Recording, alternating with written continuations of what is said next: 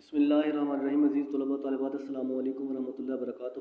مطالعہ پاکستان کے lecture number 2 کے ساتھ میں ہوں آپ کا مطالعہ ٹیچر محمد شفیق. کلاس دہم کے بیٹے یہ لیکچر ہے اور آج 8 تاریخ ہے بروز ہفتہ. آپ کی طرف سے لیکچر جائے گا بیٹے. آپ کا جو لیکچر ہے یہ شارٹ سلیبس کے مطابق جو ٹاپکس ہیں اس کے اوپر ہے. تو اسی سلسلے کی کڑی کا یہ ایک جو رکن ہے آپ کے سامنے پیش کر رہا ہوں. سوال ہے جو 1977 سے 1988 کے درمیان نفاذ اسلام کے سلسلے میں کی گئی کوششوں کا ذکر کرنا ہے. یہ بیٹے ہم نے بتانا ہے کہ 1977 سے 1988 کے درمیان کون سے کام اسلام کے لیے کیے گئے اور کس نے کیے، یعنی دور حکومت کس کا تھا.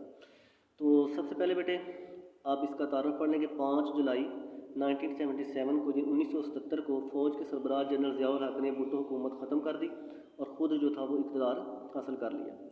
ضیاء الحق نے 5 جولائی 1977 سے 17 اگست 1988 تک حکومت کی. وہ 17 اگست 1988 کو ہوائی حادثے کا شکار ہو گئے اور اس سے ان کی حکومت بھی چلی گئی.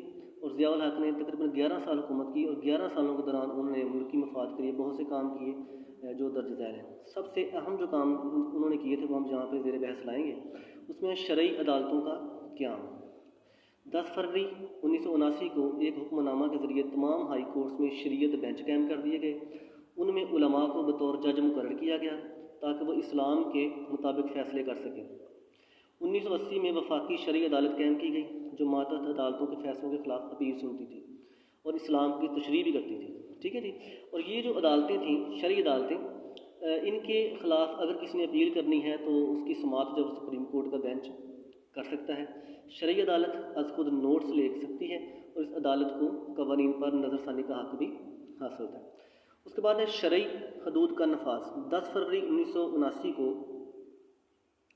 12 ربیع الاول 1399 ہجری کو ضیاء الحق نے شرعی حدود کا حکم نامہ جاری کیا. اس کے مطابق چوری کی سزا ہاتھ کاٹنا، شراب نوشی کی سزا کوڑے لگانا اور زنا کی سزا رجم یا کوڑے لگانا اور بہتان لگانا کی شرح کے مطابق سزا دینے کا حکم جو تھا وہ نافذ کیا گیا. اس کے بعد زکوٰۃ و عشر کا نظام. مستحق اور نادار لوگوں کی مدد کے لیے 20 جون 1980 میں زکوٰۃ اور عشر کا نظام لاگو کیا گیا. اس کے مطابق ہر صاحب نصاب مسلمان سے ان کی جمع شدہ جو رقم اس کا 2.5% لیا جاتا. ہر سال بینکوں میں جمع شدہ رقم پر بھی 2.5% زکوٰۃ وصول کرنے کا حکم لاگو کیا گیا. سالانہ پیداوار کی مخصوص حد کا 10% اشرا وصول کر کے اس کا حکم دیا گیا کہ اس کو سرکاری خزانے میں جمع کروایا جائے. اس کی وصولی 1983 میں شروع ہوئی. زکوٰۃ اور عشر کی رقم حاصل شدہ زکوٰۃ کونسلوں کے ذریعے تقسیم کیا جاتا اور اس سے بہت سے غریب لوگوں کی امداد بھی ہوئی. سود کا خاتمہ. ملک سے سود کے خاتمے کے لیے 1 جنوری 1981 کو مختلف اقدامات کیے گئے جن میں بینکوں میں نفع نقصان میں شراکت کی بنیاد پر کھاتے کھولنے کے لیے کہا گیا. 1 جولائی 1948 سے تمام سیونگ اکاؤنٹ کو PLS کھاتوں میں بدل دیا گیا. اس کے بعد اسلامیات اور مطالعہ پاکستان کی جو تعلیم ہے اس کو لازمی قرار دیا گیا، یعنی BA BSc تک اسلام کی تعلیم اور مطالعہ پاکستان کی تعلیم کو لاگو جو ہے وہ کرنا ضروری سمجھا گیا.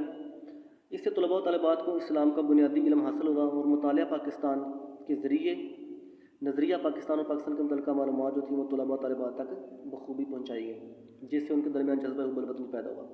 نماز کا بندوبست. تمام سرکاری اسکولوں میں نماز ظہر کا جو تھا وہ شیڈول وہ لازمی قرار دیا گیا کہ نماز ظہر جو ہے وہ باجماعت اسکولوں میں ادا کی جائے گی، اس کا خصوصی اہتمام کیا جائے گا. اس کے بعد بیٹے احترام رمضان آرڈیننس، یہ قانون پاس کیا گیا رمضان کے احترام کے حوالے سے. 4 اگست 1978 کو ضیاء الحق نے یہ اعلان کیا تھا. اس میں رمضان میں کھلے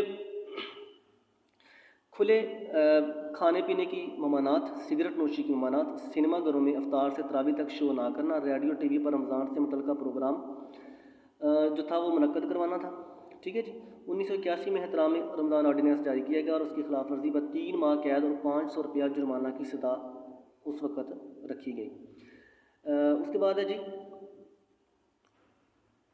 دینی مدارس. تو جنرل ضیاء الحق کے دور میں دینی مدارس کی سرکاری طور پر سرپرستی کی گئی اور انہیں مالی امداد دی گئی تاکہ وہ اسلام کی خدمت کرتے رہیں اور ان اداروں کی سند کو تسلیم کیا جانے لگا. ان کی دی گئی سند کو MA اسلامیات اور MA عربی کا درجہ دیا بعد में फिर इस पर जो थी वो पाबंदी लगा दी गई, लेकिन अब फिर जो है इसको जो है वो दर्जा दिया जा रहा है। अरबी की तकसीम, ज़ियाउल हक़ के दौर में तालीमी पॉलिसी की तश्कील नौ की गई और तमाम तालीमी इदारों में छठी जमात से लेकर 8वीं जमात तक अरबी की जो तालीम उसको लाजमी करार दिया गया ताकि तलबा तालिबात अरबी ज़बान को भी समझ सकें। अज़ीज़ तलबा, उसके बाद इस्लामी यूनिवर्सिटी का क़याम में लाया गया। 1981 में इस्लामाबाद में ये एक बैनुल अक़वामी यूनिवर्सिटी बनाई गई और 2 जनवरी 1981 में ही फैसल मस्जिद में भी इसका काम का आगाज़ किया गया था यूनिवर्सिटी का। शरीयत फैकल्टी, क़ायद-ए-आज़म यूनिवर्सिटी इस्लामाबाद में शरीयत फैकल्टी कायम की गई ताकि कुरान मजीद, सुन्नत नबी सल्लल्लाहु अलैहि वसल्लम और फ़िक़्ह पर मबनी कानून की तदरीस का मुनासिब बंदोबस्त किया जाए। ये थे बेटे जनरल ज़ियाउल हक़ के दौर में 77 से 88 तक जो नफ़ाद इस्लाम के लिए कोशिशें की गई, वो बेटे उनमें से चंद चीज़ा जो थी आपके सामने पेश की गई हैं। उम्मीद है आपको समझ आ गई होगी। इसको बेटे आपने शीट्स पर नोट करना है होमवर्क के तौर पर, स्कूल में आपने जमा करवाना ताकि इसको चेक किया जा सके। अपना बहुत सा ख्याल रखिएगा। अल्लाह हाफ़िज़।